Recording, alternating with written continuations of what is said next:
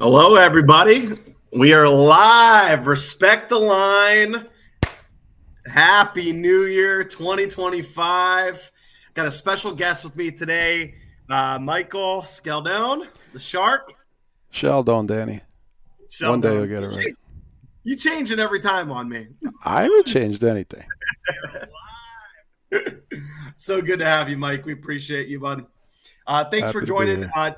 We got Taylor's off this week. Shout out to Taylor right now and prayers for his dad as he's recovering right now in the hospital in Allegheny, a little bit of a health scare. Matt's been helping take care of his dad. Matt, we miss you. We love you. And family's always first. So the whole Bocce community is thinking about you and your dad. Absolutely. So, Mike, we had a busy end of the year. Some tournaments, even though the holidays were among us. First of all, how was your Christmas? How was your New Year's? Finish off 2024, right? It was nice. Yeah, finished it off on a good note, bocce wise. My father actually won back to back to finish the year, so good for him. Our holidays are pretty low key. We're not big holiday people. So I'm the oldest of 13 grandkids on my mom's side, and another like 13 great grandkids. So it's absolute wild. Christmas Eve, we do like all the fishes. We fry everything in the garage, and then we have the basement kitchen, the anchovy sauce. Even the bacala. Chaos. Bacala salad. Oh yeah, you name it. It's absolutely wild. There's so much food there, and then it becomes really hard to like get out of the holiday coma of just so much eating. So now I just feel like I gotta, work off a little bit of this belly right now. I did make a big batch of pasta fagioli, so Did you? that was our big holiday to do. Otherwise, I worked on New Year's Eve, hung out with my dad on Christmas. It was nice. My mom had to go down to Texas to visit her mother, so. Gotcha. Pretty good. Key. Well, we had a couple tournaments over the holiday. One of them we just pulled up is the NEO Winter Classic. That one is in Cleveland. We had a great tournament up there in Cleveland, and we got to see BSB get back onto the leaderboard as they were the winners of the NEO Winter Classic. It was a one-day tournament, I believe 22 teams. BSB, which is Matt Taylor, Robert Stewie Stewart, Michael Trevisano, and Anthony Cap were the victors.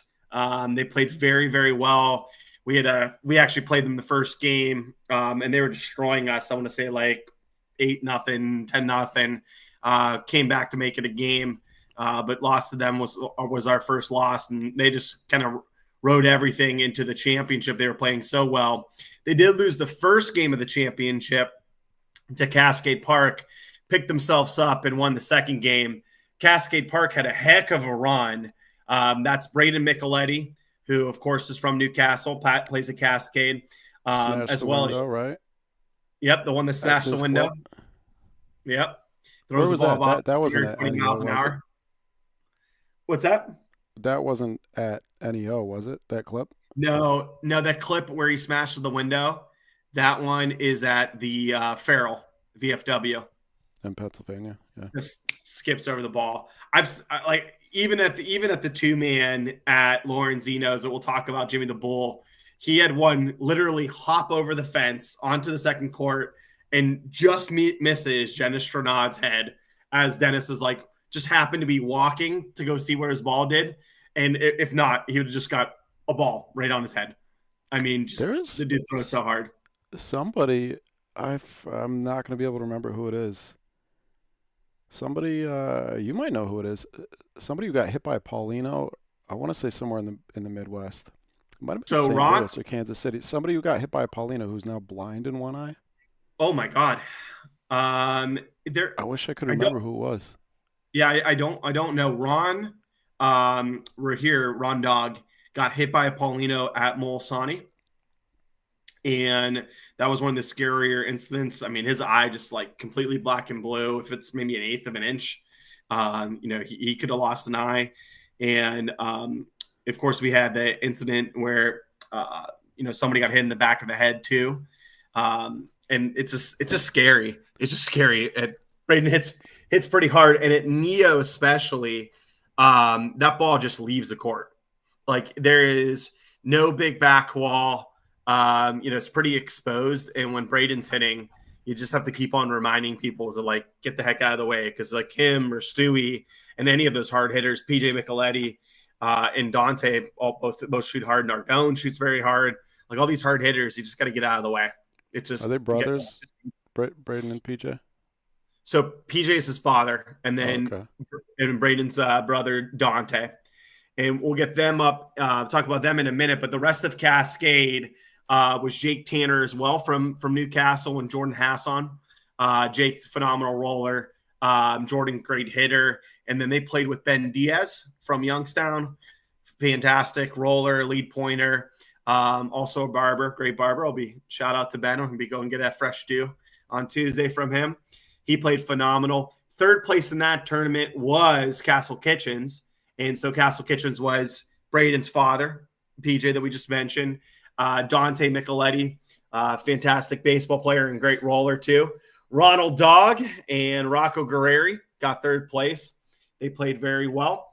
And then fourth place was Adelios. I don't understand why nobody else besides me calls Rocco the House. You call him the House? I like that. It's a good Rocco nickname. the House? Because he takes all the bets, right? He's the house. Yeah. We can make that. We can make that happen. I think it should stick. I think it's a good nickname. It's a good nickname. So when I'm doing my little live streams, and now that we got the cameras at Lorenzino's, we're gonna have to call him the House. I like that. It's a good one. Scialdone, you got some great nicknames back there. Hey, there you go, Scialdone. I have to keep saying it so I say it right. So fourth place was Marco Orlando, Sergio DeFranco, Frank DeCillo, and Jason Meloragno. They were Adelios. Always really hard to run a tournament and play in it. So Marco had to do that. They had a good run there, got fourth place. And then the fifth, sixth were the team of Lorenzino's number 2. That was my team. That was with Bubba Infante, James Salvaggio, and we played with Corey Whitway. And fifth, sixth on the other side was Adriatic Sea, and that's Evie, Tomo, Dan Trepepi, and Mile Kropan. So they played really well. And that was it. That was at Neo, kind of last 4-person tournament over here on our side. The courts are really wonky. Have you ever played on Neo before? No, Mike. The only in Ohio, I've only played at Wycliffe and Molisani. Oh, you got to try out. You're going to be playing at Lorenzino's, right? So when you're going to be playing for the best of the best, as long as I get a spot, yeah. If you get the spot, you'll be playing there. We will be. Neo. We'll talk about it a little bit later, but we'll also be BBN will be broadcasting that one this year, which I'm looking forward to big time. It's going to be phenomenal. I never had a live stream get more viewers than when I did the championship.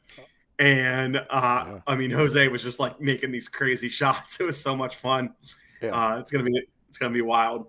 Neo is the opposite of Lorenzino's when it comes to rolling, because the ball does not go straight. So like it has all these wicked ebbs and flows and turns, and just a little bit of your ball going one way or the other.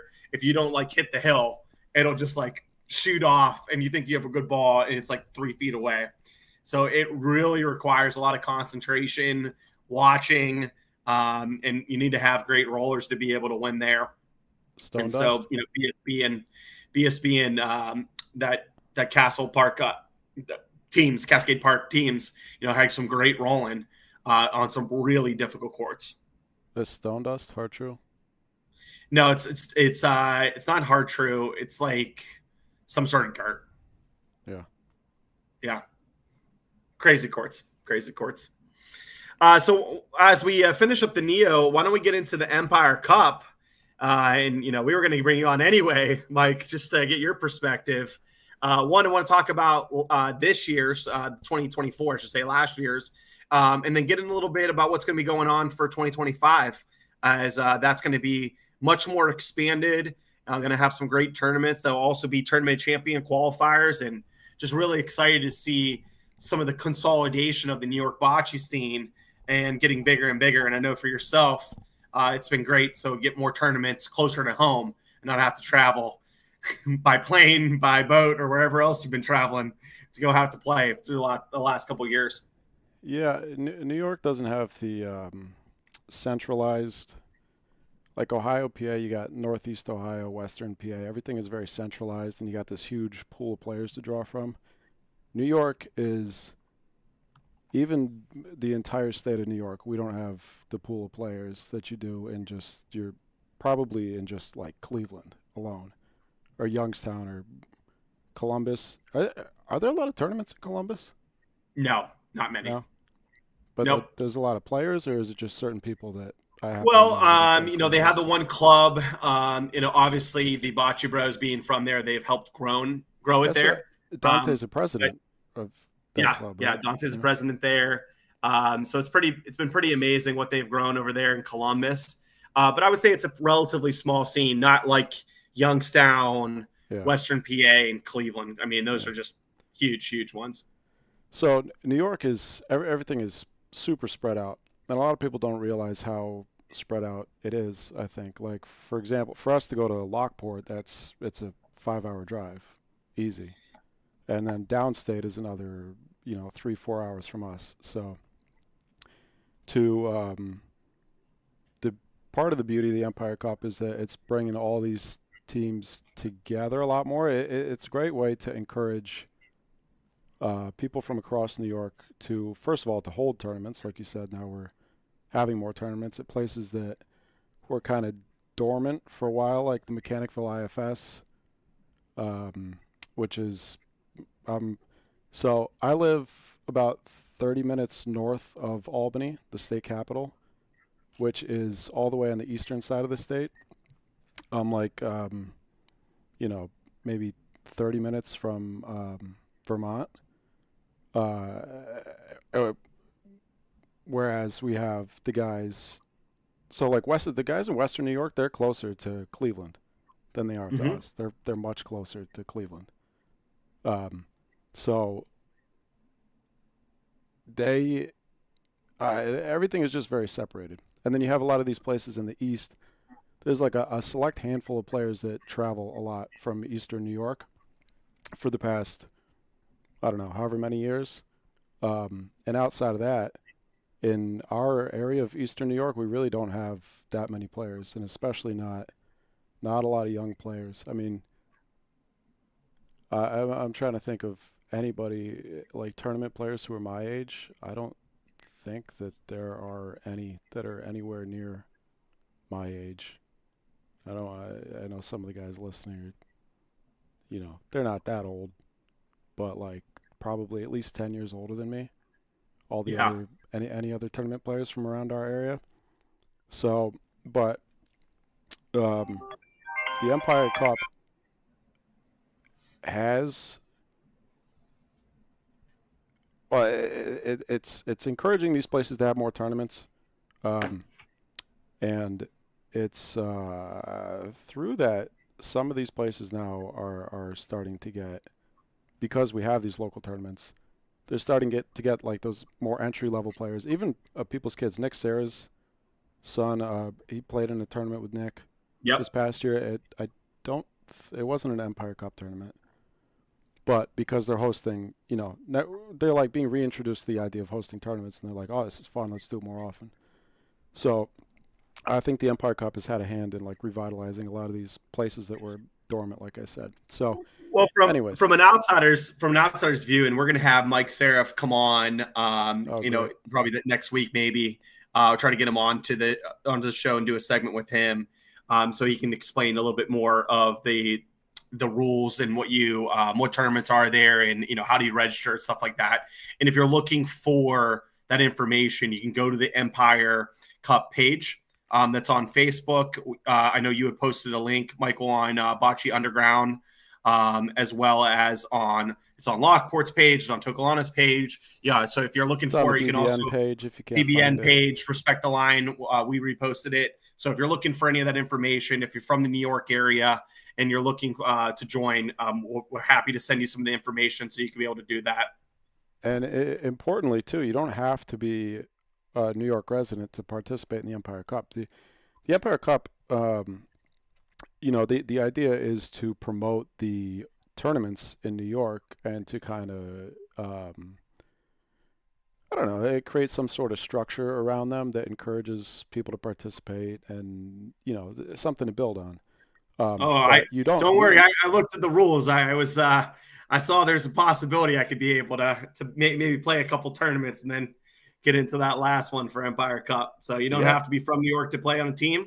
not And at all. We yeah, got players from Connecticut, Pennsylvania. that's awesome. We're looking at I know Pat Pezin possibly looking at joining one of the teams. I'm not sure. I don't think we officially have any Ohio teams. But so the first year was 2024. We had, I think, 7 tournaments plus the finals. And we had 6 teams that participated in the first year, which for us was great.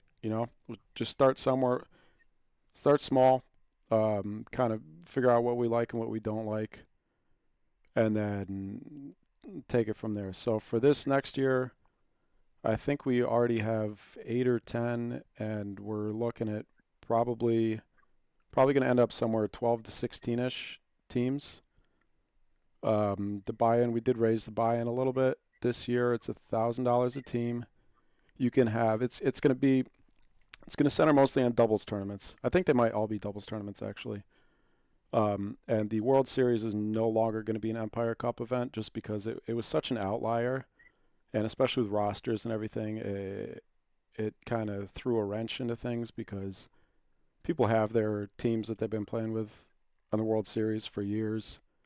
Yep. And then it kind of conflicted with a lot of Empire Cup stuff.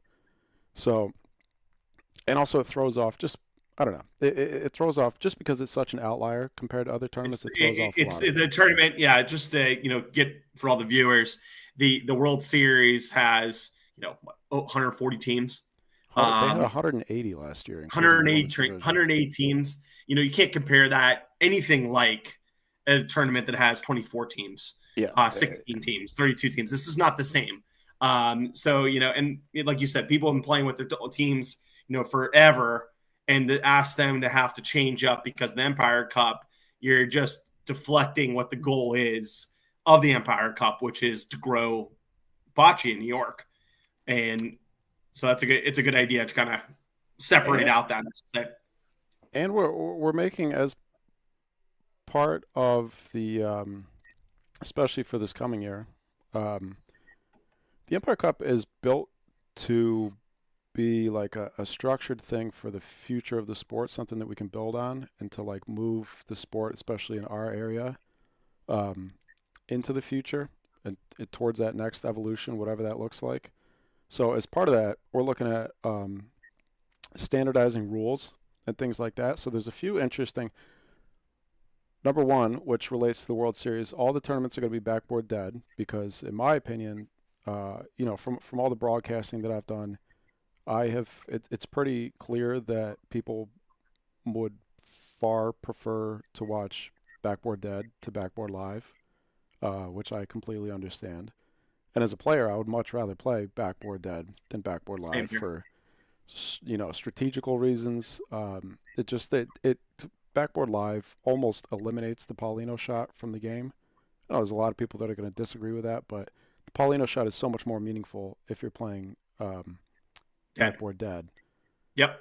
Agreed. And other, house advantages with the knowing the spots on the backboard to hit and stuff like that. So we're eliminating.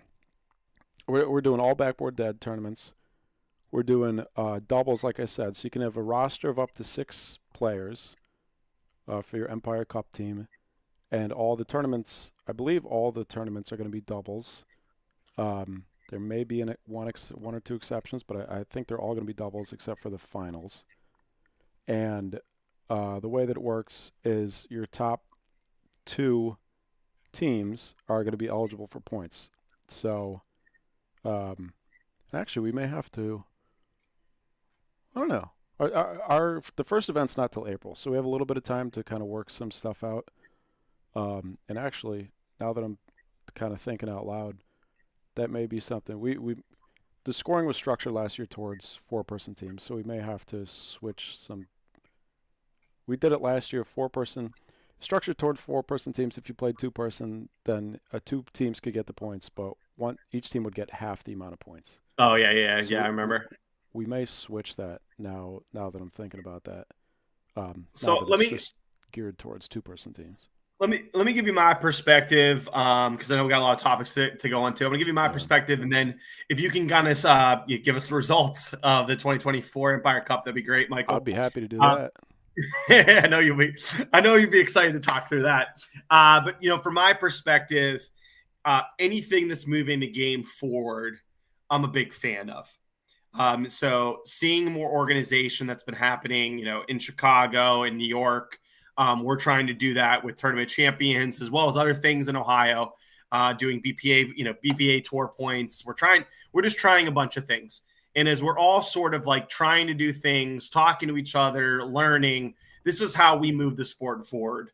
And also like seeing all the cool stuff that's happening in New York.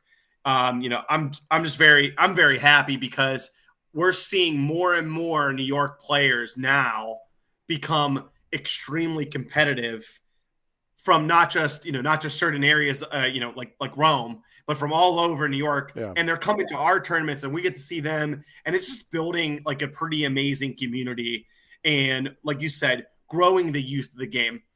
The way you grow the youth of the game is they need to be able to see what's going on. These need to be tournaments. You need to be streaming. These are what I'll call kids, but 20-year-olds to 30-year-olds. This is what they want to see. This is what they want to play. They want to be part of that culture. And that's why we've seen such an explosion of youth, in the Ohio area, in the Northeast Ohio area, and in Western PA. And it's nice that you're working on something that's going to help that in New York, because the more and more people that we have playing bocce, the more that we have watching bocce, and the more eventually the capital will grow, so we could be able to have all the cool stuff that we want to have to help grow the game. I think the structure is huge too, because for a lot of reasons, but for one, for the players, it just gives you something to like a goal, I guess. You can, excuse me, like Empire Cup. Now that can be a goal for somebody. They can say, all right, I want to work on my game so I can one day, put together a team. First of all, you can put together a team, and there's that dynamic, um, and it gives you something to work towards, and then it gives us something to build on it if for the future. I don't know. I just think there's a lot of benefits to it, and I think that's a huge part of what the sport has been lacking for my lifetime has been I just completely agree. And, structure. and two-person bocce is like my favorite to watch. It has personalities. It goes faster. Yeah. You need to have both. You each get two balls, and instead of it being two on each side, where you literally have a frame that you don't get to watch and get momentum. Like I love this style of bocce. It's my favorite. We're going to be doing the Jimmy the Bull results. And then I also enjoy the team aspect, at the end, kind of getting together and having four-person walk with a backboard dead, to be able to say, okay, these are now we're taking the best of our team and we're going to go compete against somebody in the championship. And being So, able to compete as a team. Like for example, I know I'm going to miss a tournament in April, but I know that my team is still going to be competing. So you can yep, root root them for, on. yeah, you're like Yeah, actually part of the team that rather was than the just fun part rooting about for the your Ryder friends. Cup. You're like rooting on, members of your team, your club, or whatever. Yeah, So it's pretty cool. Why don't you go over the results of 24? So yeah, I know you're dying to get them out. yeah. We'll keep this moving. I just want to mention one thing that we are instituting for 2025, which is a rule that actually already exists in the CBI, but the rule is going to be that every team has to have home balls and away balls. And I've said this Thank on thank God. yeah, I've said this on so many broadcasts over the past 2 years, but just for purely for broadcasting purposes, sometimes the balls are just you got a finals game. And Matt it's a high Matt stakes. Lippa, Matt Lippa and Val played with pink and black balls against Tess and Lee with pink and black balls, and the variation was so minute that even we were there live, and I Yeah, just couldn't. I was like, I don't even know what I'm watching. I yeah. don't know who's in. So So thank the God. as part of the standardization of some of these things, like we're doing uniforms and all that stuff too, for viewership purposes, yeah, you got to have two sets of balls, and there's caveats to how that works if you don't have two sets. But essentially, yeah, if we can't tell them apart on screen, then one team has got to switch balls. And interestingly, that's a rule that actually already exists in the CBI, which is the governing body for international play, which I was surprised to find out because you wouldn't think that they would have stuff like that written into the The rules, like foresight to in think through Italy. that, but it's thank gosh. Yeah, Yeah. I agree. I So, love it. anyways, 2024 results. Tokalana. So this is another thing. We're going to structure the results a little bit differently this coming year too, so it's a little more straightforward. Um, but it's similar to other sports. We have a regular season champion, and then you have the playoff champion. So our regular season champion after the 7 tournaments, who had the most points, was Tokalana number 7, which was Mason Hairston, Paul Kalickia. I'm gonna forget some guys. Mason, Paul, Nick Serra, Paul Lewis III. I probably should have looked this up, Danny. That's okay. I'll pull them up I'm as trying you're to think of the talking through. guys who we were just playing against. Who would have been the other shooter? I think Sid was on that team. Sid Nice. Scatia. I don't know. I don't know if you're going to be able to pull it up. But a lot of Tokalana guys on that team. There were a couple of Tokalana teams out of the 6. So they had the most points in the regular season. They won the regular season title, and then we had a round robin into double elimination tournament at Tokalana a few weeks ago for the playoffs, and we won that tournament. The BBN team won that tournament. That was myself, my father, Scott.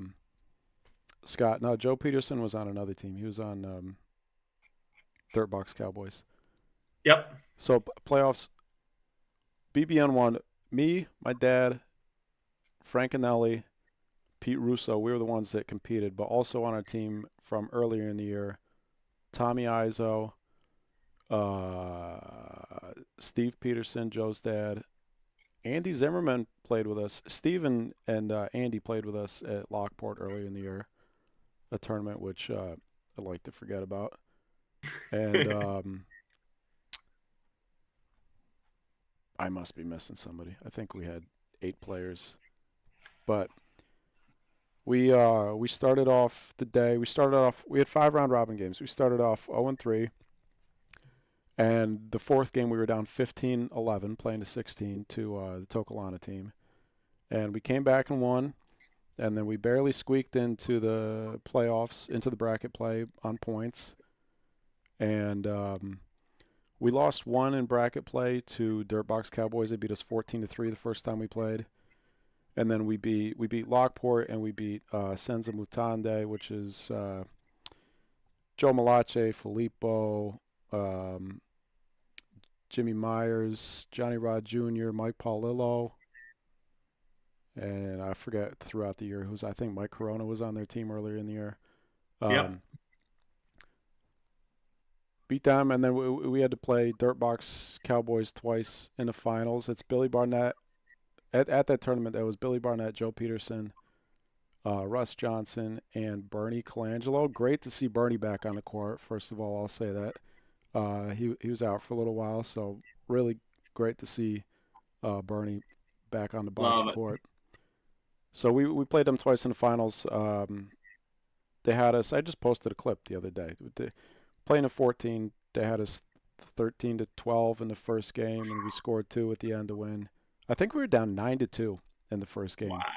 and we came back, beat them 14-13, and then the second game we won 14-7. So started off the day 0-3, and we were down to our last point, probably 3 times, uh, and somehow we won. So that was great. That felt great. That's awesome. And that really motivated us to go out and buy a trophy. So we're we're gonna do that. Make sure our name gets engraved on there.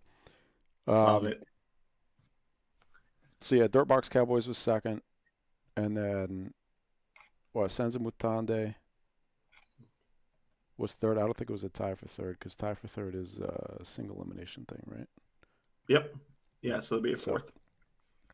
so Yep. that was it. That was about I think 40 minutes on the Empire Cup. But there's a lot going on there. If you go and check out the like Danny said, look up the Empire Cup page on Facebook. If you can't find it, look up Empire Cup Bocce. If you can't find it, we posted links. I posted one on BBN Yeah, on shoot our us a Facebook message. page. We'll point you the right direction. Yeah, there's tons. Mike Seraph has done so much work on this. There's tons and tons of information. Everything is all parsed out. All the different rules and regulations. Everything is all there. Um, so really a lot of thought going into this, and that's what made it run. Thanks to Mike, it ran very smoothly that first year. So happy with the first year, especially now that we won it, and very much looking forward to this 2025 season. Love it. All right, moving on to Jimmy the Bull Holiday Extravaganza, the 2-man, $4,000 first prize. And this was a fantastic tournament at Lorenzino's. I had a blast playing in it. Some fantastic games. We didn't have a great championship. It was a 13-0 championship. Dennis and Croach won that against Timmy and Pope. I should say the second game. They had to beat them.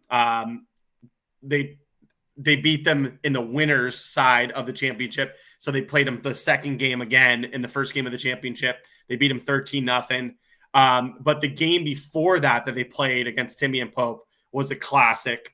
They beat them 13-11. And Timmy and Pope just had a great run throughout the tournament. Timmy, prayers out to Timmy. Just lost his mom. We were actually at calling hours today. Timmy actually knew, found out Saturday night, and played through it and was just absolutely amazing. He played so good. It was so nice to see Timmy, who hasn't been playing as well as he can at Lorenzino's, and just he really put on a show. And it was so much fun. I'm very proud of him. Pope played amazing too. Hit the ball great. Like I said, their championship game wasn't indicative of the way that they played over a 2-day period. So Dennis and Crouch, they 13-11 that game. They beat Batters and Frank DeSillo 13-11. They beat Cody and Bubba in a classic 13-12. They were down 10-1. Wow. And Dennis switched to lead point. So it was already sort of crazy watching Crouch lead point because these are two just unreal shooters who you just expect to have the balls on their back, like to be shooting something out. And then to see Dennis, pick up the ball and say, I'm going to point down 10-1. And they just grinded their way to a victory over Bubba and Cody, who played very well. But man, Dennis and Crouch just like close game, and came out with the championship. And it's been the season, the end of the year. It's been the season of ABV as Dennis just keeps on piling up the championships. Man, he just keeps winning. Yeah, that's tough lead pointing. I tried to lead point in a tournament for the first time, maybe, I don't know, a couple months ago. Harder than it looks. This was my first one. And if you're going to do it, I think you should do it in a two-person because you get the second ball too. So to me, it was like a little bit more rhythm as opposed to being in a four-person walk, which would be crazy, just like throwing a ball against the Paulino and then I'm done. I have no chance to shoot.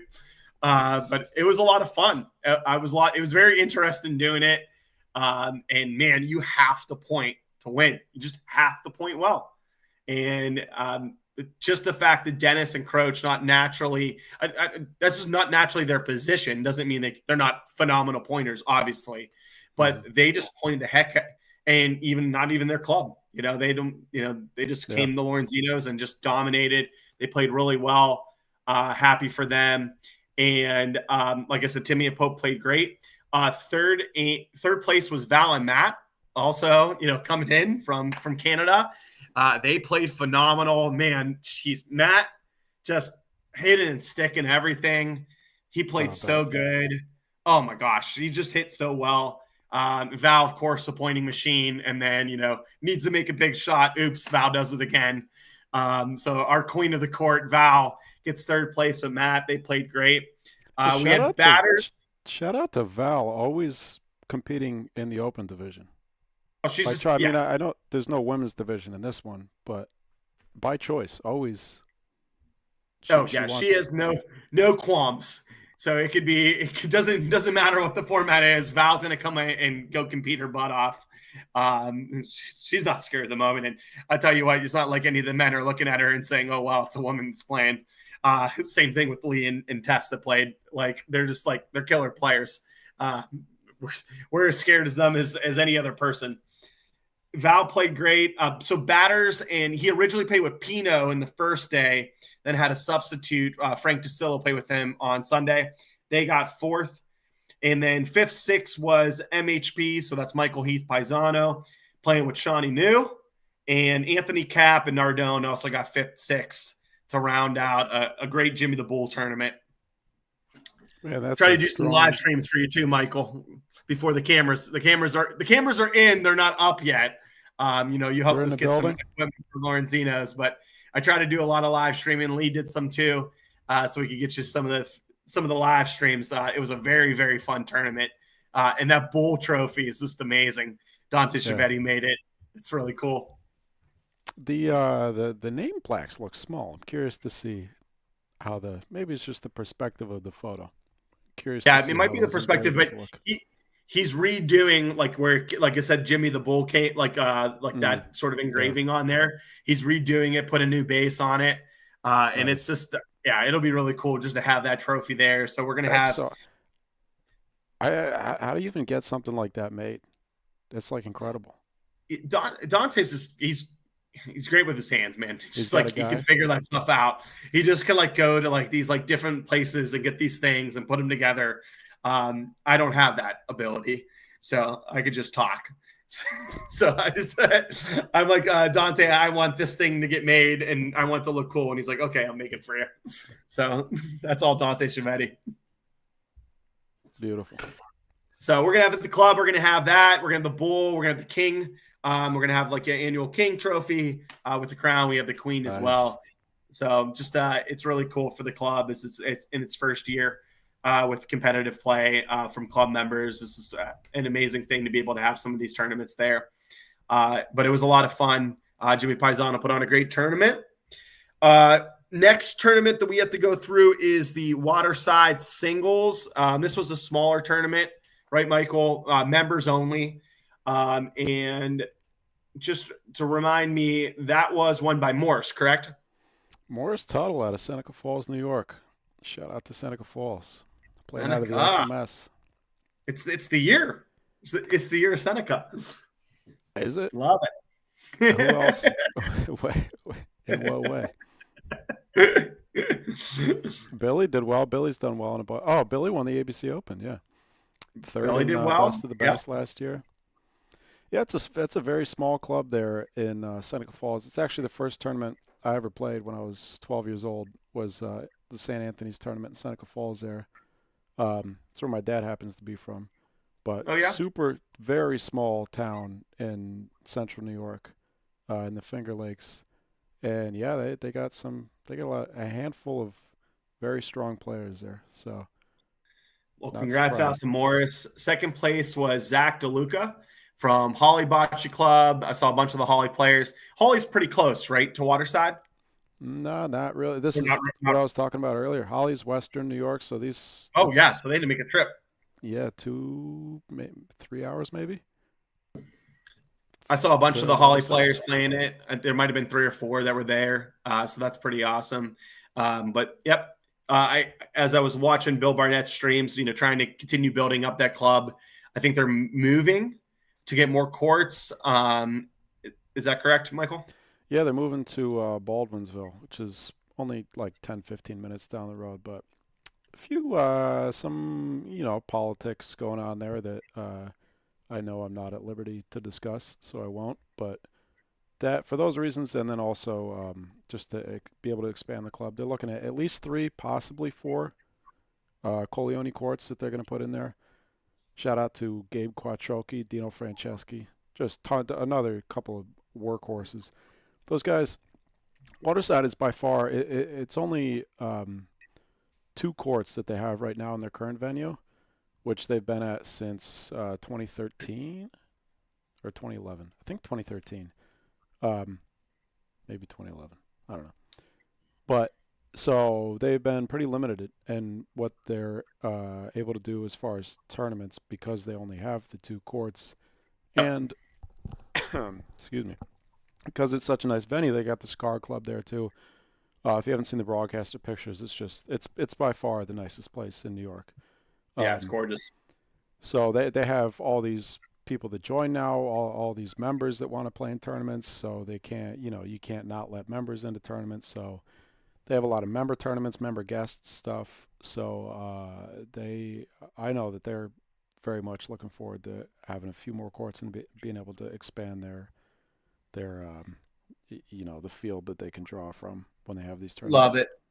Like to me to do a 20-teamer double elimination on one day, you need 3 courts. Can't do it on 2. Yeah, I'd say 4. Yeah, it's just too much. It's a long day for 16 or 20 on 3 courts. I can't do it on 2 to do 20 teams. So I'm glad they're going to be able to grow that club.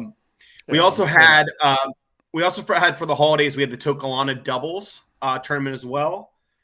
And so if anybody's watching, if we get more of the results, I do know the PL3 and Todd Landsey had won the Tokalana doubles tournament. Looked like a lot of fun as well. I was watching some of the live streams there.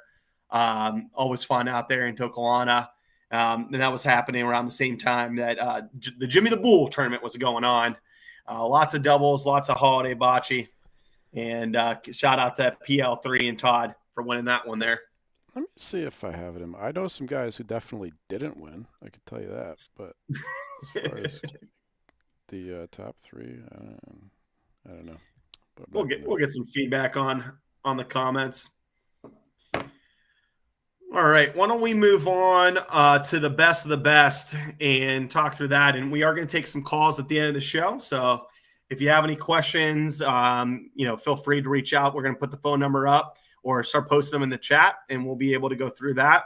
Just a couple more segments here. First off, best of the best.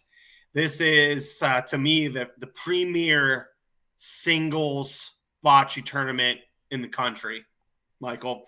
And it was always a big one and a pretty cool one when it was at St. Anthony's, but it had a lot of limitations with being backboard live. I mean, knowing that court made such a big difference. It was, extremely slow, hard true. The boards, if you understood them, there was just some advantages that you had not playing on synthetic. But once Dante moved it to Lorenzino's, to me, it's just the premier tournament where we're just seeing phenomenal singles players come from all over the country to say that they are the best. And we're going to have an even larger field this time. It should be a lot of fun. Over 100 players competing to be the best singles bocce player in the country. I didn't realize that this tournament existed before Lorenzino's. Yep. In fact, Jose Bato has won it at St. Anthony's. And then Natali won it the last year at St. Anthony's. So that was 2 years ago that Natali had came. And he actually competed in the bracket in Sunday morning's bracket and then won Sunday PM and beat Dante Chiavetti in the finals. So, yeah, this tournament's been going on for a long time, longer than I've been playing. That's controversial, having a Sunday morning bracket when the tournament, when the playoffs are on Sunday. Yeah, that's what he did. That'd be a long day of bocce. Shout out to the Scalas, Natale, Mario, Felice. Great family dynasty there. I agree. So a couple new twists and turns this year for the best of the best. There's going to be a Bodo bounty. So if you could beat Jose, you get an extra $500 given to you. If you can give them one of the losses, they got a sponsorship for a bounty. So if Jose does make the trek, I'm going to assume he will, just because there's just too much money for him not to. I mean, that's like you can't make more playing bocce in America than at this best of the best tournament, right? Yeah, but I'm not sure Jose's really motivated by the prizes, and I know that I'm not sure if he's engaged to his girlfriend, but he's, he and Hoda, they got a house together now. I know they're renovating that house. I hope I'm not putting out too much of his, personal Yeah, but I mean, like, life. you gotta pay for some of that stuff, don't you? Yeah. Like a wedding's Yeah. expensive. This is the chance to be able to make it. I had heard, rumblings that he was possibly going to take a step back, but I don't know. That wasn't from him, so I don't know how much truth there is to that. But Yeah. so either way, I hope to. We all hope to see him there. That's the reason for me. That's the reason to go, is because I would love to have the opportunity to get my ass beat by Jose 1-on-1. Listen, if you want to be the best in anything, right? You have to get through other great players, and then you have to beat the best. So I hope he comes. If he does, he will be the heavy favorite. Weren't there To me, people complaining last year? Was that was that this tournament? There were people oh yeah, complaining about Jose showing up. yeah. Stewie Who the Stewie hell was complaining about Stewie was he was Stewie? extremely upset. Yeah, Nah, come he on, said Stewie. it's basically his tournament. That no one can beat him, and Yeah, he good. feels it's unfair that he's taking the prize money. Oh, come on. You don't believe that, Stewie? We'll have to get Taylor's perspective on this when he gets back, to see what he thinks. Because I would feel like Taylor. I can't imagine Taylor saying he was scared to play anyone or doesn't want to play anybody, even if they were the best. Yeah, I mean that's I don't know. I don't understand that at all. You want to play, you want to play t-ball? Yeah. I I agree. So 25 person brackets, 5 brackets, 125 players, $105 per player. I mean, you're looking at like It's not 12, much. 13,000. Yeah. It's going to That, be, don't there's a don't you think lot of money out there. I feel like Jose is going to come to try to win $5,000. Why not? Oh, I hope he does. I'm just saying I wouldn't be that surprised if he sat this one out. But of course, I'd love to see him there. So also too, Michael, I'm sure you've seen this, but the first person that loses in each bracket also gets the golden penis. So Dante has been doing this for years, has really small golden penis trophies. And if you go 0-2 and you are the first person out via time, first person out in the bracket, you get a golden penis trophy too. That's another thing that you could win here at the best of the best. One of Dante's things. Wow. All right. Well, there's a goal for some of us. Don't get that. Oh man, a lot of fun. Really excited for to have this. Last year the kitchen wasn't open, so they had to get some outside food. Now we got the full kitchen open. The food's phenomenal. Hopefully we'll see you there, Michael. We want to get you're going to be there to broadcast. I want you to play, of course. We're going to have the cameras all set up. We're going to have replay. We're going to have all like the great features that you've been having at BBN. I can't wait to have that here at Lorenzino's. It's another Jose Boto situation. Some people don't want to see me on the court. I get it. Got to give everybody else a chance. So if you don't see me out there, that's why. That's why. Either way, I'm gonna get a nice new suit for the broadcast. I love it. Looking forward to doing some games with you there. We'll make sure that we're in separate brackets, and that way I can be able to do your games. And it should be a lot of fun. And I know just from watching you, and then also doing it myself, one, it's exhausting to play in singles because it's just so much work. You have 4 balls, and then the broadcast while doing that too is also mentally exhausting. So hopefully we could try to get you some breaks. But we really appreciate what you've done to the bocce, for the bocce community, knowing that it's not easy to broadcast and also play. Those of us that get out our phones to setting up cameras to whatever, it's not easy to do both. I find it a lot easier to do it when I'm out of the tournament than when I'm actually in it, just because I'm like mentally trying to stay in and locked into what's going on. So we appreciate everything that you've done and excited to have you here in Youngstown to kind of show your chops to everybody too. I'm very excited to be there. I can't even remember the last time I played in a singles tournament. I love the idea of singles tournaments. I wish there was more. I would say, to your point there, I find the most difficult part of going back and forth from playing and broadcasting isn't like playing or broadcasting. It's when I'm not broadcasting. In the back of my mind, depending on who is running the broadcast when I'm not doing it, depending on who it is, it might, sometimes it's just in the back of my mind that like I'm just thinking about what they're doing, and I'm thinking like, I hope that they're doing a good enough job. And then there's like, I know they're not doing the way that I want them to do it. Well, yeah, it's your brand, it's your baby. It just like eats at me.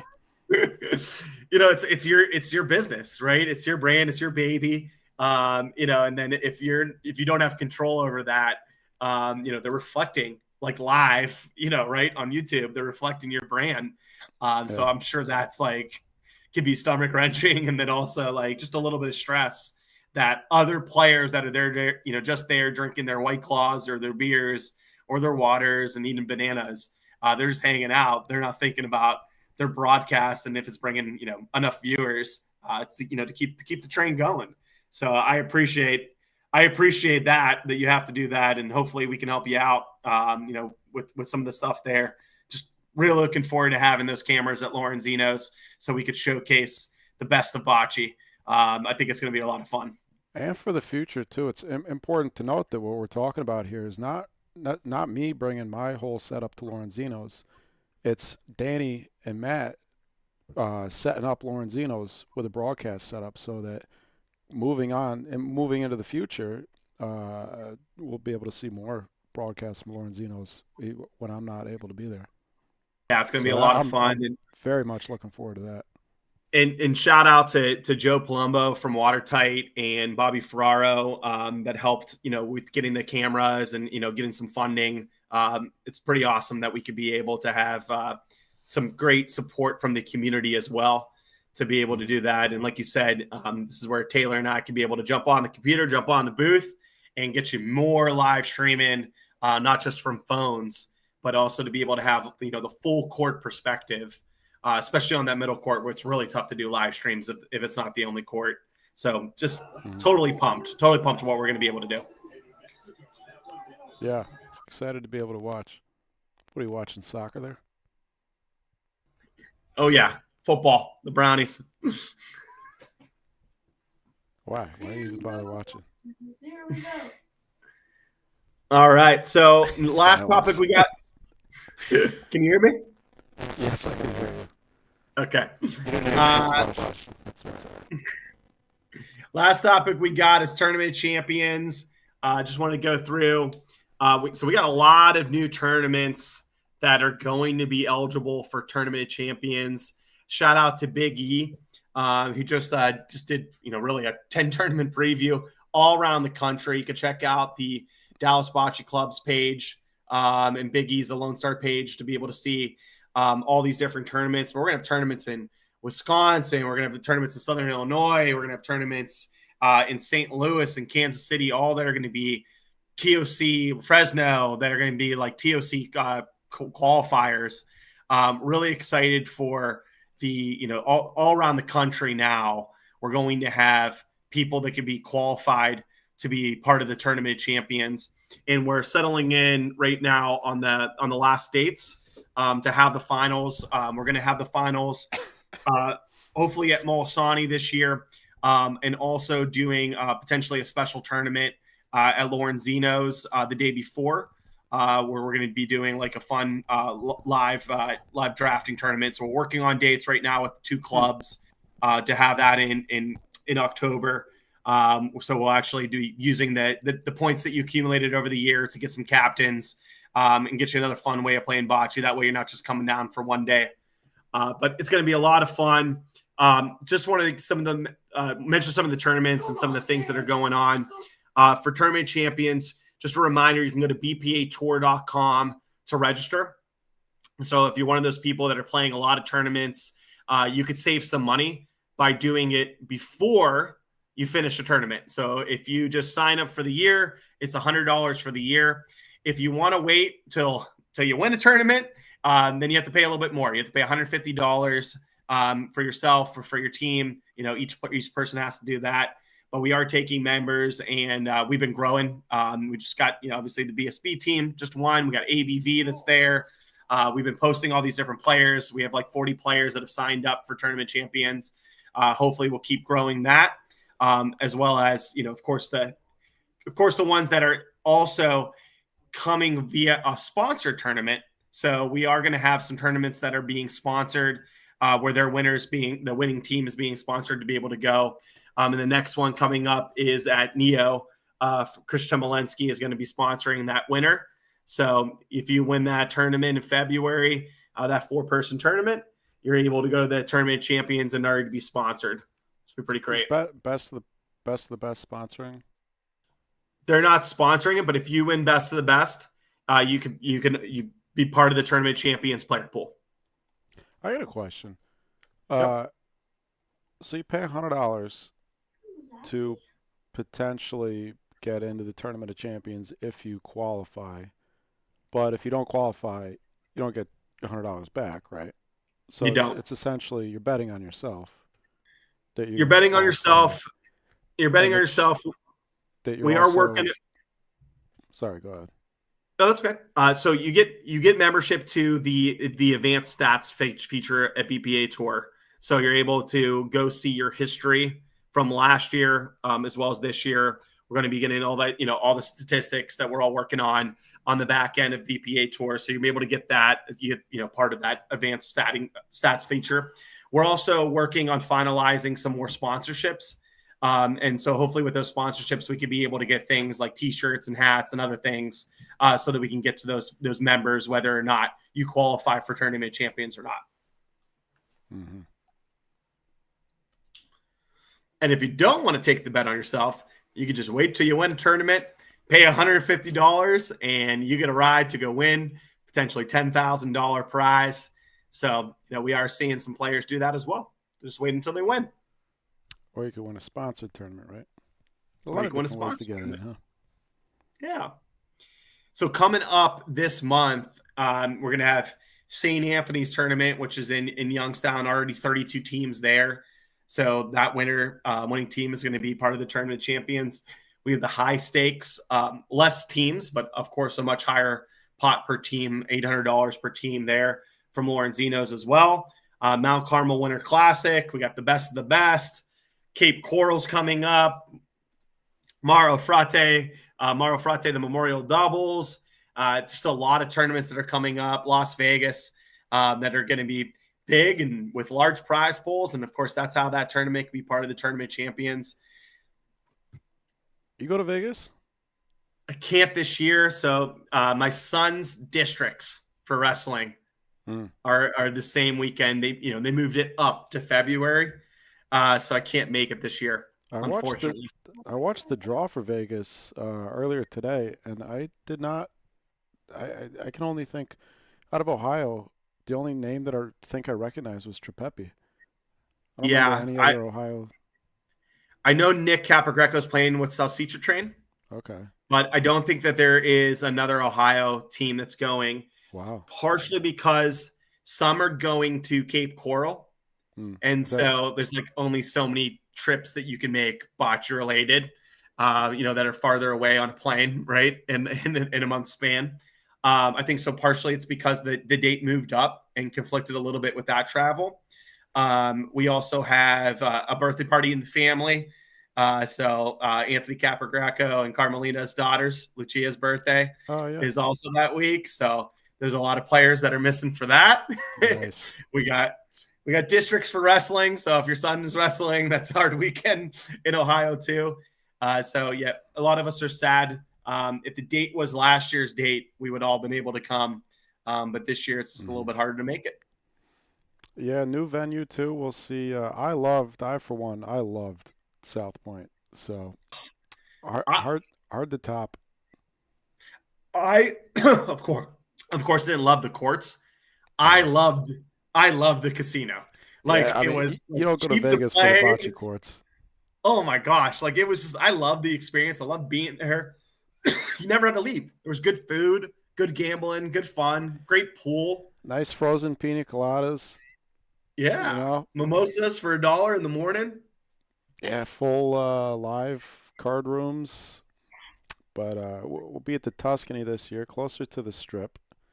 Still not quite on the Strip, but I guess supposedly we'll have the whole place to ourselves pretty much. So it'll Love be a it. party either way.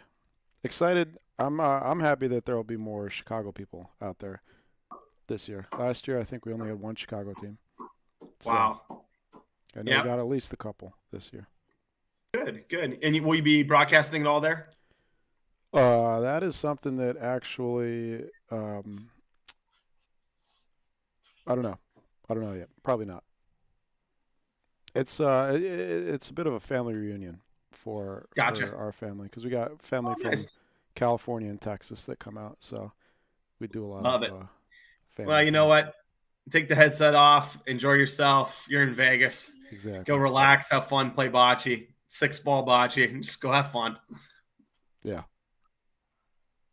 That's what Love I'll be it. doing. Playing poker. All right, so why don't you pop on the phone number now? We'll see if anybody has wants to call in and give us any questions. Would love to have you.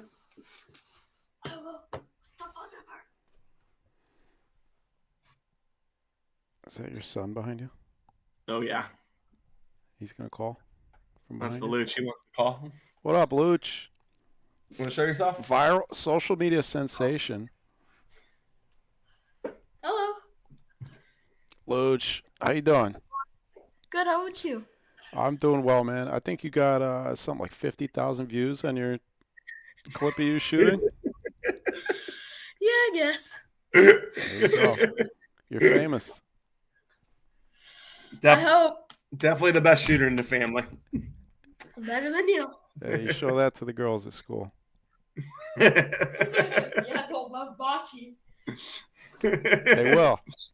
Oh, Bailey Zappy pick 6. Bailey Zappy pick 6. All right. Well, we got a little delay between the us talking and the live here, so eventually, hopefully, somebody will give us a call. So we've been a little. Let's see, where are we at? Just a little over an hour in. A little bit of yapping today. Part of that's my fault. Part of that's my fault. Well, we had a lot of topics today. Obviously we took a couple weeks off. Both Taylor and I are fathers had a little bit of health issues. You had some. You weren't feeling well during Christmas season, so we figured it was best to take a little bit of time. But now it's nice to be back and talking bocce. I have a question for you as we're bringing up the callers. So this came into play a little bit at Jimmy the Bull. We talked about this, and I know you had a little bit of this at Tokalana. Just what do you think about back-to-back courts? And, like how much should a tournament organizer care about making sure that doesn't happen? So, in like the Scoreholio, I'll give you our example first. So, like in Scoreholio, we can prevent back-to-back courts, but it can delay a tournament, especially when you only have 3 courts. Like if you got 6, like at Molisani, can easily do it without delaying a tournament. There's just another option for them to go to soon. At But Tokalana. in Tokalana, there's a lot of courts, but at Lorenzino's, there's not. There's 3. Yeah. So it's like there's it's much more different. It's much more difficult to do that. So we had decided for both the King, the Queen, and Jimmy the Bull to basically take that off. So until the end, we made sure at the end, like the last 3 games, that everything would kind of flow into the championship court into 2, and the people weren't playing back to back like right at the end. But until that, we let back to back courts happen all the time. So just want to get your thoughts on that. If you think it's different on synthetic versus hard true, or does it not matter to you? How do you feel about playing on the same court back to back, or playing against someone that's in there? I think that makes a huge difference. The court, the quality of the courts, the court surface, synthetic, hard true courts are going to have way more, funky rolls, and it's going to be much more of an advantage to play back to back on a hard true court than it would be on a synthetic court. And the rule set a little bit too. Backboard live, you get to learn the backboards a little bit. I don't know. I think, like you said, depending on the number of courts, if you got 6 courts, we were talking about this earlier as it relates to Tokelana, because we had I'll say it. I don't think it's a secret. Pete Russo and Tony Porcello had to play a team. Tokelana. Another thing too is the tournament format, the round robin versus double elimination. If you're playing an elimination game against this, Pete had to do against the team who had just played 2 games on that court. So he played 3 games in a row on the same court at a venue where there's 6 courts. I don't think that should ever happen. 2 in a row, maybe, I guess. It's still hard to believe that you can't switch a game around. But yeah, with fewer courts, somewhere like Lawrencino's, I don't think it's that much of a factor, I wouldn't imagine, but I've never played there. So I don't know how different the courts are. The courts have different, they have different speeds. There's a little bit of nuance to it. Like some of the courts come in just a little bit more than the others, or there's a spot where it goes just a little bit right. You don't expect it to, but for the most part, they're the same, except for speed. Court 1, as soon as you come in, it gets played on the most for like pickup games. It's much faster than court 3, which doesn't get, gets played on the least. So you can kind of tell on the speed. But we sort of laid the rules down right from the beginning and said, it's going to be back-to-back courts. Don't like it, you don't have to play in the tournament. Yeah. But being on the other side, like I know one time at World Series, I stood and waited till I can get a tournament official, because like some team had just come off playing on a court, and I'm like, that was World Series when there's indoor and outdoor. I'm like, we could find another court. We don't need this team to play on the same exact one they just came off of 10 minutes ago. They don't need to be playing on the same court. So let's go find somewhere else for them to play. Where I felt like there was an advantage to playing on one of those indoor courts versus an outdoor court, or wherever we ended up, the next random court was going to be, where I was pretty obstinate and was like, no, I'm going to wait till someone tells me I have to play here. And then I'm going to wonder why with all these other courts that could potentially be open. Yeah. Double elimination, it matters. If it's a round robin game, I don't know, maybe that changes, but double elimination with 15 courts, there's no reason that you should be playing a team twice in a row on Well, Danny, nobody wants to talk to us. Yeah, we did do a long one. That's okay. Was Dante? We were hoping Dante might be able to talk about best of the best. But yeah, Dante wants to come on later. He's doing some cooking right now for Regina's side. He said for Regina's side, not even for the club, but for his lovely wife. I guess she helps him enough there that she deserves some of the cooking from Dante. So we're gonna have Dante on later this month. We're also gonna have Mike Seraph to talk more about the Empire Cup. So excited to have them both on. And as we kind of finish up here, just want to be shout out to Timmy Wilson. Prayers for him and his family going through a tough time. And also shout out to Matt Taylor and his wife, Christian, with everything that's going on with Matt's dad. Good luck to him and the wonderful care that they're getting from the Allegheny Hospital. So just number one is family. And as we were talking about, we're at the call-in hours today, and it's like Lou Nacera, Jim Fisher, Judge Durkin. It's like all these people that are there, and this huge bocce community coming out to support Timmy. For everything we bitch and moan about rules and points and money and all the other stuff that's going on in this world of bocce. To me, the favorite part has been the relationships that we've gotten and the friendships that we've built.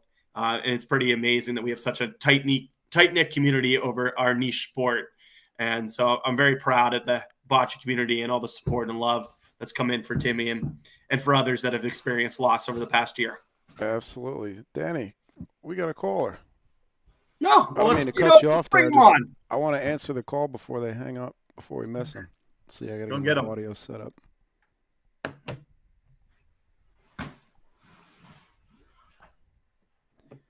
All right, let's see. Oh, they hung up. Let me call them back. You guys keep Bailey Zappi. I think I took too long to answer.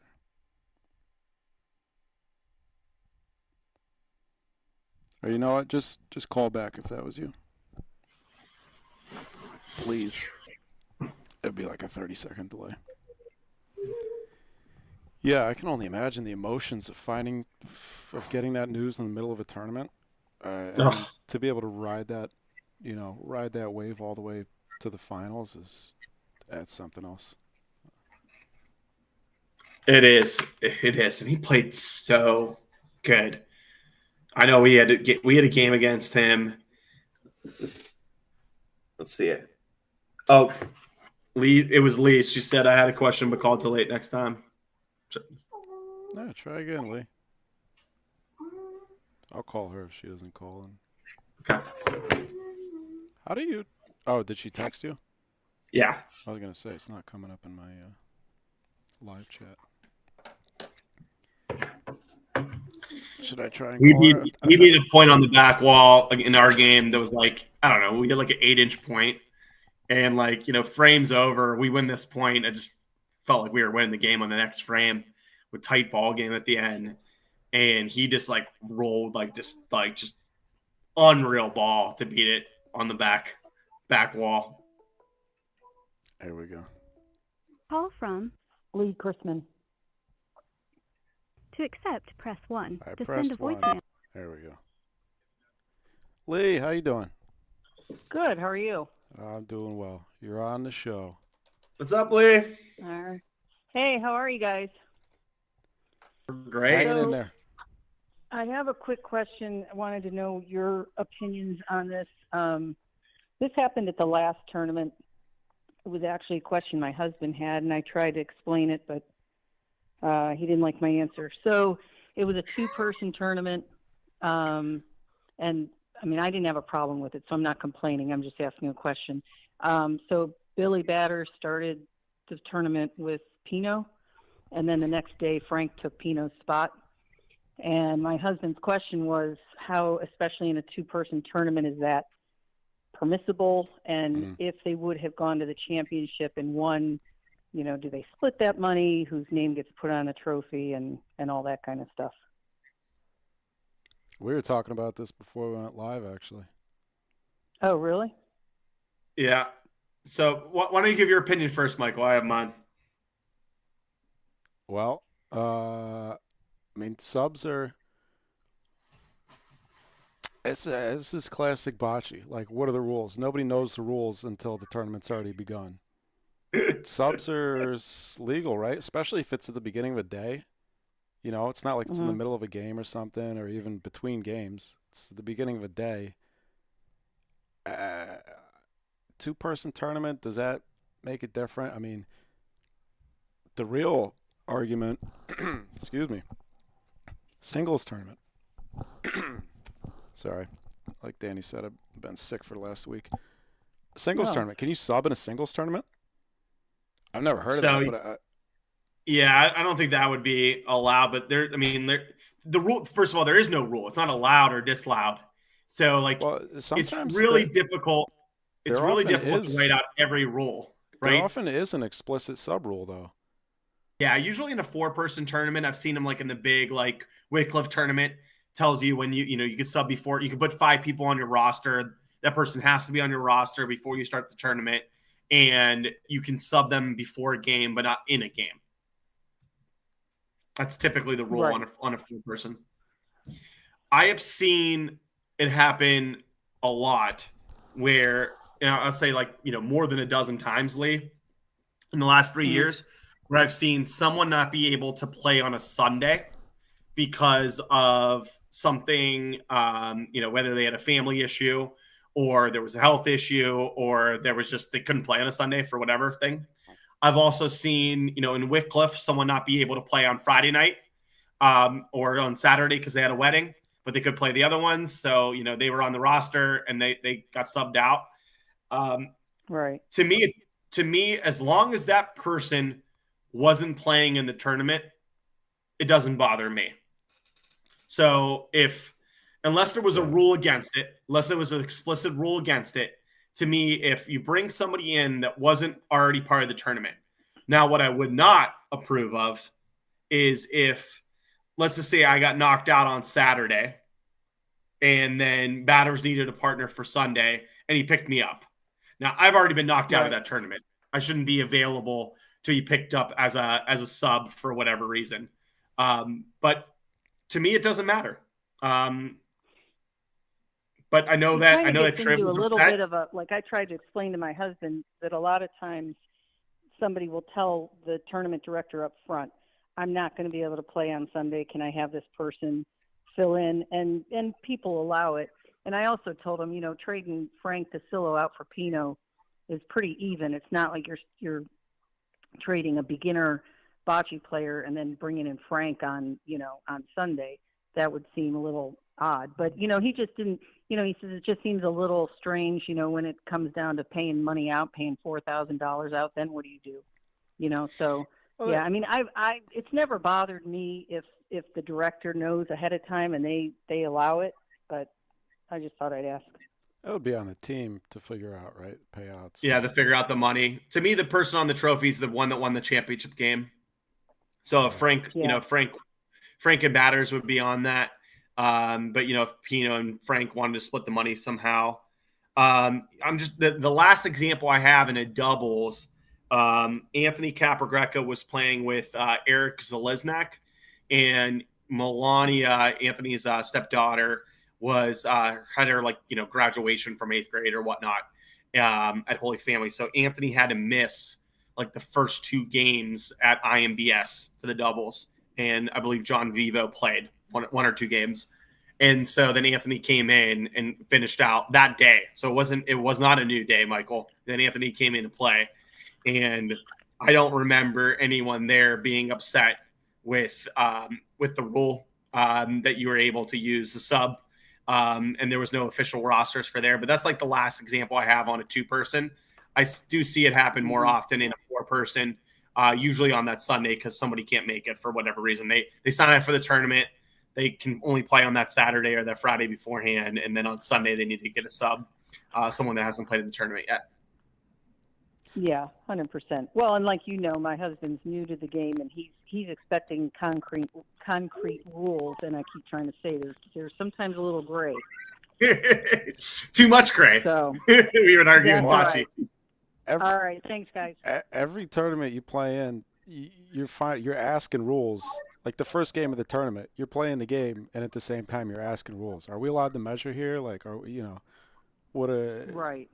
Even right before the game starts, it's all right, what are we playing to? My favorite way that Big E runs his tournament is he gives you all the rules, tells you these are the rules, and that's just it. It's just it. There is no there's no leeway, and there's always the one person that it's for sure that's who you go to. And I know, Lee, that you tried to do this at the Queen. I tried to do this at the King, and I said it's me and these 2 other people, and that's it. If we make a decision, that's the decision that's going to be if it wasn't already written out. But you try to write out all the rules and go over the rules ahead of time with all the players before they start the bracket, and just stick to the rules. But it can be difficult because there can be little nuances of things that come up that you just didn't think of to write down. and you don't want to be giving players a novel ahead of time for a smaller tournament as opposed to 150 teams when you really need to be explicitly writing out rules as much as you plan. Right. Another thing too is similar to what Danny, what you ran into with the BU finals, is nobody's going to complain until you win. You know, you sub somebody that's out. True. If he was a weaker player, nobody would say anything.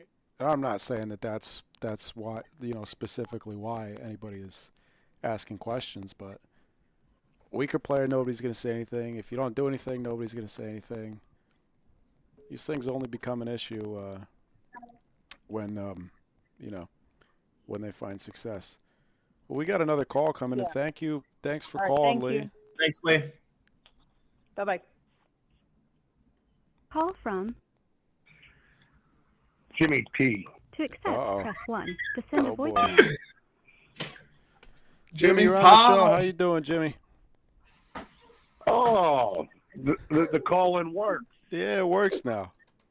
We got Wi-Fi and everything. What's going on, Mike? Doing well, Jimmy. How you doing? What's going on with the other two characters? Matt had some family matters to tend to, and Mr. Catullo is also on the line with me. What's up, Jimmy? Danny, say something.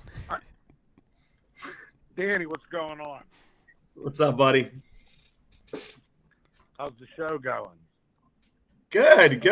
We went over the bowl finals. What do you think, man? Did you like the tournament this year? I mean, we paid $4,000 to a two-man team. It's got to be one of the biggest payouts. Yeah, I think everything went good. We had one big complaint. A guy was questioning the alternate rules, and the guy That's what we were just. in question, the kid complaining, playing with him this week. Can't be too upset, huh? With Frank? They said that the guy was illegal. And then the next week they're playing together. Jimmy, you've been playing bocce competitively a lot longer than I have. You've been playing since you were Lucha's age. Haven't you seen subs and alternates before? Like, to me, this isn't all the time. that new. I've seen all the time. And I didn't understand why he was so upset.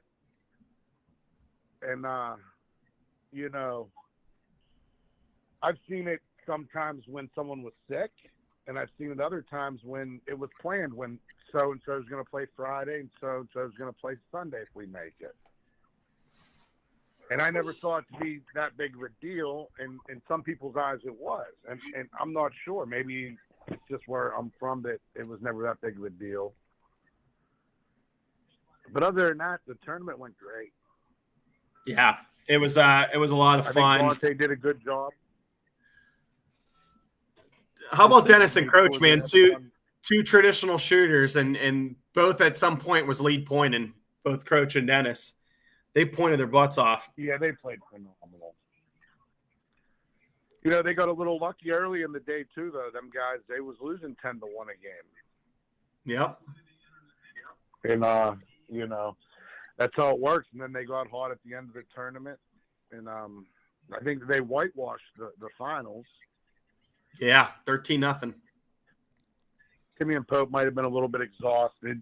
They haven't left the court in a while. We'll have some new twists and turns for next year's tournament, I'm sure. But be sure to be transparent that you're allowed an alternate. This alternate does not have to be on your roster. And an alternate is supposed to be in case of an emergency. If you get sick at the last second, you got to pick someone up. If you have me on your roster sitting in PA, I'm not helping you if someone don't show up for you in Ohio. Jimmy, is the tournament named after you? Yeah, it's the Jimmy the Bull Classic. Yeah, well, how did that come about? How'd you get a tournament named after you? Well, I bust balls all the time that there's too many dedications in tournaments. These people, they're watering down the industry of dedications. And I got in some trouble for a DUI, and Dante's had just opened. So whenever I was able to go there, I said, I want to have a tournament that weekend. Let's just get some friends together. So last year we had about 12 teams, 2-man, and we just did it in a day. And then this year they posted it on the schedule. So me and Dante talked, and we said, let's run it, and let's try to make it big. Let's not just run something small like we did last year. Let's try to make it one of the biggest 2-mans around. So we accepted 48 teams. We sold out at 48 teams. And we made it, a mini high roller buy-in. It was $100 a guy. And we were able to pay 8 spots with $4,000 up top. A lot of it, you want to keep Dante's busy more than Zeno's. You got to make some money over there. His food's good. We wanted people to see how good his food is and how good his service is. So I think a lot of people really enjoyed themselves. Definitely. I think the trophy would be better, though, if it was a statue out of you. Yeah, Dante went above and beyond. He bought the trophy, and then he repositioned it, he engraved it. He can do it all, Dante. Yeah, that's definitely up there with the best bocce trophies I've seen. I just realized. I think trophies matter. Would you say trophies matter? Yeah, I think memorabilia or like your name being engraved on something, you can't take it away. When Absolutely. You walk into St. Anthony's Club, you see all the teams that won their leagues and their tournaments, and it's nice, to be able to see your name and remember, 3 years ago, me, so-and-so, we won. Yeah. I think pennants are in order for some of these bigger ones, like Empire Cup, like some of the more, these tournaments that we want to highlight as like the premier tournaments. I think beyond just the trophy at the host club, I think pennants would be cool for, like they do in baseball, for you to bring back to your home club and hang up at your home club. Nowadays, it's so hard to win. And we have a little thing at the MBS Club where Big Shot Bob's puts a lot of their trophies. We put a lot of our trophies over the years. And it is nice to see at your home club all of these trophies. And if they don't give you a trophy, I tell the guys, we'll take a picture and we can hang the picture on the wall. That's what they did with the JC because their cup, Mike Scialdone wants it back. But as hard as it's getting, to win a tournament, when you win one, you should celebrate yourself and take pride in it. Definitely. I mean, Danny's been trying for 10 years and can't win one.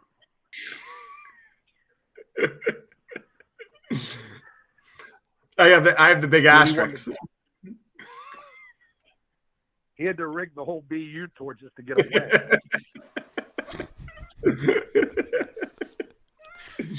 I can't just win a normal one, Jimmy. You know me. No. At least you went big. You won $10,000. You didn't mess around and win $2,000. Yeah, that's true. Yeah, if you're gonna win any of them. Jimmy, how many tournaments you win in 2024? Only one. Which one was? It was a bad year. Which one was that? It was high stakes. Where? It was one of the Lorenzino's most competitive ones. But yeah.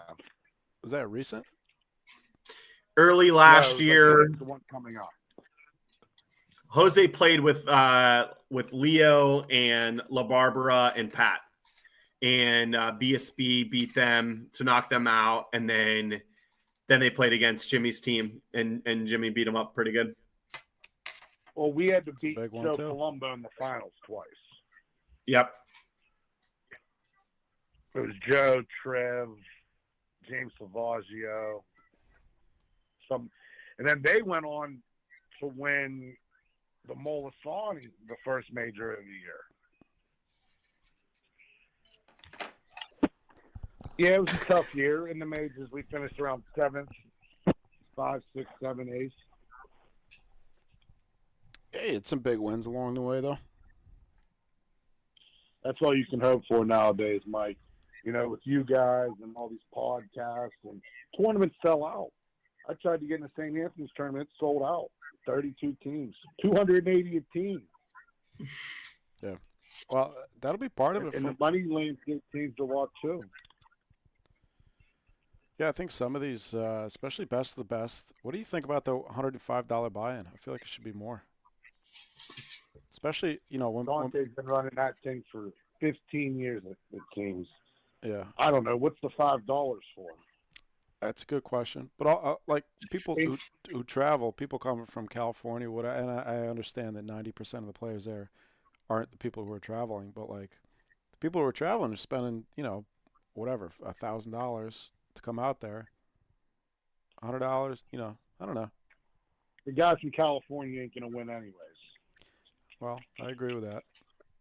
I don't know who it is, but I don't think anybody from California is going to come out to that I tournament and also win. would gauge the buy-in on how you want to manage the field. If you want less players, you bump the money up. If you want more players, you make the money smaller. Yeah, there's got to be a sweet spot. Right. So if he's looking for around 100 players, he probably feels that $100 is the price point. If he makes it $150 or $200, he might struggle to get the whole 100 teams. Yeah. And if you make it $50, you might get too many teams. Yeah. Well, I'd be curious, first of all, how quickly it sells out this year, because I think it will. Pretty confident that it will sell out. I'm also, it seemed like the registration period isn't that long. Registration opened up last night, and the tournament is in, 4 weeks? Less than 4 weeks? So you imagine in February, beginning of February. Yeah, if you open it up a month ago. Are you guys coming to play in it? I'm trying to get in. I'm coming to broadcast, definitely. Trying to. The singles is one of the best tournaments, and it's one of the worst tournaments. It's a great idea. Everyone's like, "Oh, let's go play this singles tournament." Me and Matt Taylor talked about it earlier. But like when you're in it, your body's tired. Us guys that ain't in the best shape. You play about 3 or 4 games, your feet hurt. You regret it. It's a long grind, and then you just end up losing anyways. That was the playing in the King, which I usually go 0-2. So that was the first time that I didn't go 0-2 in a singles tournament. But I had played, 9 games. I mean, I just was beat. My whole body hurt so much that next week. My mind was exhausted. I was just like, it just was. It's exhausting, man. It was exhausting to play. Well, it sounds silly to say, "Oh, we're tired from playing bocce."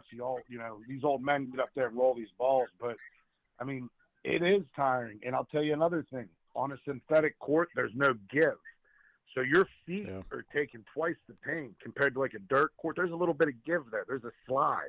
When you're shooting on them synthetic courts, it's just straight solid surface. I could be wrong, but I think that it gets to your feet and like your ankles a little bit quicker than a dirt court. Makes sense. 100%. And I could be you wrong. think Maybe about it's it, like me and my pre-diabetes, but every game you play, though, Jimmy, it's like you played 4. Like you're rolling 4 times the balls than you would in a 4-person, in a 4-person team. So if you play 7 games, Jose might not win this year. Who's going to beat him, Jimmy? I don't know. I tried last year. I didn't score a point. Hopefully I get a chance this year again, and I'll take a little different strategy. Someone was telling me, maybe Pat or someone, they said he hasn't been playing a lot, and this is the year he loses. I'm telling you, he's taking a step back. Just because now, the more I think about it, just because it's a singles tournament, I think he will play. But yeah, that makes sense to me. Pat beat him at the North American qualifiers. He took a game from him, which I predicted, and everybody told me I was wrong. I did not. I was on. I was on the chat. I mean, anyone that I love Pat. Me and Pat have talked more now than ever. But anyone that would predict that he beats Jose 1-1, it's a wild guess. I mean, you made it, Michael. You made the bet. Pat struggles to make some Sundays at Lorenzino's. It's tough. But also, them are his courts, them super fast courts in Canada. It was at Palazzo. Those are Palazzo's. You've been to Palazzo, right, Jimmy? Oh, he won 1 of the 3, you're saying. Yeah. It's different. It's an 8-frame game, so it's different than a full, playing to 12 or whatever. But And it's PRV, which is Yeah. different than open. yeah, he beat him fair and square though, Oh, and he's beaten him he's before. definitely beatable. It's just I'm waiting to see it happen in open rules at Dante's. You know, he's so good. He rolls so good. Let alone, you know, he shoots and stays. But hopefully he loses and someone else can win. What's so He you knows eventually someone's gonna beat him. you played him last year, Jimmy? What did you learn from that? What would you do differently with your approach if you had to play I him would again? play more calm. I played like every frame like it was the last frame, and I got to realize like he is going to make mistakes. I tried to get everything to the backboard too much, you know, because when the ball's stay Really? in the middle, you don't have much of a shot against that guy. Unless that Paulino moves to the backboard, he's going to have the advantage over you a lot. Well, you got to wait till he sticks a couple balls to move to Paulino, right? Ideally, you wait till he sticks his first 3 balls, then you hit Paulino down. Right. But Right. That's in hard a to do. perfect world, it don't always work out like that. Our first frame worked out. I rolled close. He replaced. I replaced. He replaced the next 2. He made 3 points. He So good. he's definitely a force. He's not someone that you're just going to beat because they make one mistake either. I mean, he can make a mistake or 2. yeah, Who do you think, Jimmy? Who do you give us like other than Pat? Give us a couple more players you think have a good shot against him. Who's like some great singles players that you've seen play at Lawrenzinos? So, like, Bubba, I feel like just played great bocce last year. Bubba's the pure example of, do I think Bubba's the second best player in the 100-person field? Are you allowed to swear on here? Because I would say, fuck no. I don't think he's the second best player. I might not even, and Bubba's a great dude. I'm not talking shit on him. I think that he would agree with this take. I mean, Bubba's like a top 15, top 20 guy maybe. I mean, he didn't just win. He blew people out. Bubba played great. He deserved second place because he got hot at the right time. So it's all about who gets hot. I mean, Bubba's not even really a shooter. I mean, he mowed through the singles, everyone besides Jose. Frank Pope had a shot last year. You know, he was shooting for 4. Paulino ended up giving 4 away. You remember that, Danny? Oh yeah. So That was early on. Natali probably gave him the best game. Jose the best game. He was up. Natali. when he took his jacket off. Yeah. And then Jose took his jacket off, ate a banana. Joe's the door. Could give him a run, I'm sure. Joe's tremendous singles player. Anybody from Pennsylvania? No shot at Stewie. We're asking you for people who can beat him, and all you keep doing is just taking down your friends. I'm not taking down my friends at all. I give a lot of credit to Bubba how great he played to get second in that tournament. I'm just saying, if going into that tournament you would have said Bubba's going to blow everyone out, everyone would have looked at you like you had 3 heads. Stewie has a shot, but he has to keep his head and he has to stay sober.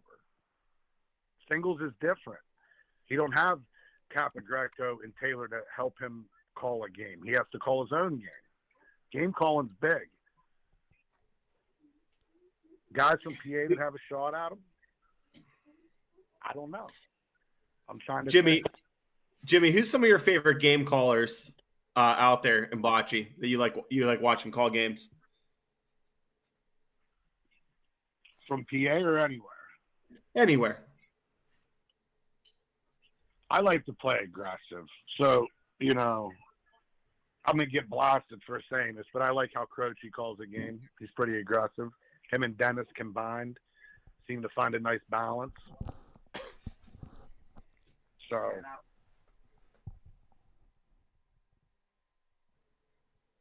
Think you got to go for it. You got to be aggressive. I like how you call a game, Danny. I learned from you. I watched a lot of you. Watch Capagreco. I mean, you want me to come on here and say Ron Dog's going to beat Jose 1-on-1? Sure. Yeah. If that's what you feel. It's probably not going to happen. Natal It's going to be hard. would have a shot. There's a couple PA guys that would have a shot. Guys I play with. What about that kid you've been mentoring, Jimmy? Yeah, he ain't got a snowball's fucking chance in hell. Yeah, but besides Jose, when are we going to see him out on the courts, on the broadcast? We played in the doubles together. He did good. He's 17. He wants to go do everything but play bocce, and I don't blame him. Sure. He could probably last. His joints could withstand a singles tournament. I hope Will gets in. I mean, he could definitely win some games. I want to see if these young guys get in. Against Jose, they have to play their best game, and he has to make mistakes. Yep. Yeah, it'd be interesting to see if anybody it comes down to that. If anybody gets that $500 bounty. I think that's a great idea. That's probably where the $5 goes. Actually, yeah, you're probably right. 100 players, $5. I mean, the math is mathing. I think you just figured it out, Jimmy. The math's mathing. I mean, I don't know. Well, thanks for coming on, Jimmy. We appreciate you, buddy. Yeah. So, I just wanted to call him bust balls about the alternate rule and how. So the guy that harassed me about it and the guy he was mad about, they're playing together this weekend. And it just sent me to the floor because, like, I would never turn Danny in for playing illegally and be all upset about it and then say, hey, do you want to play next weekend?